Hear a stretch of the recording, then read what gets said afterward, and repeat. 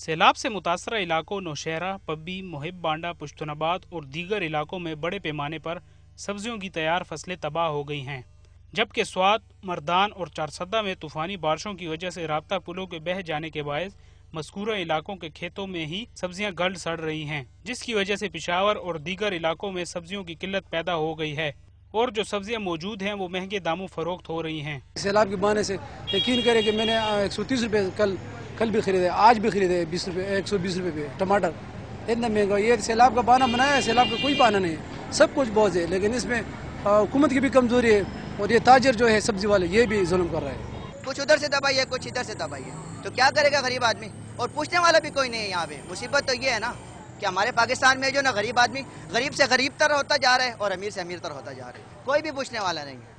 ایک محتاط اندازے کے مطابق حالیہ سیلاب سے صوبے میں 1 لاکھ سے زائد مویشیوں کی ہلاکت کے باعث اور صوبے کے دوسرے علاقوں سے رابطہ منقطع ہونے کی وجہ سے دودھ، دہی اور گوشت کے نرخوں میں بھی اضافہ ہو گیا ہے۔ سیلاب کی تباہ کاریوں کے باعث گوشت کی قیمت 250 روپے کلو اور قیمت 260 روپے کلو فروخت ہو رہا ہے۔ کچھ علاقوں میں دودھ 100 اور 120 روپے کلو فروخت ہو رہا ہے۔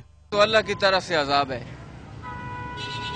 اور ایک مسئلہ یہ ہے کہ سیلاب وغیرہ آئی تو جانور نہیں ہے، انسان نہیں ہے تو جانور کہاں سے آئیں گے؟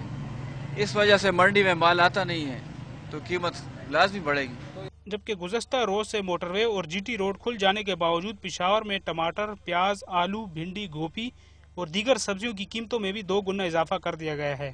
ٹماٹر نہیں مل رہے، سیلاب آئے ہوئے ہیں، گاڑیاں کھڑی ہوئی ہیں، پھنسی ہوئی ہے، روڈ بند ہے، لا کے سارے روڈ مال نہیں مل رہا۔ ہر 140 روپے میں ملے گا ٹماٹر، 140 روپے کلو ملے گا ہر ایک چیز میں۔ یہ ٹماٹر تو نہیں ہے، چینی دے کے 70 روپے کلو ہے۔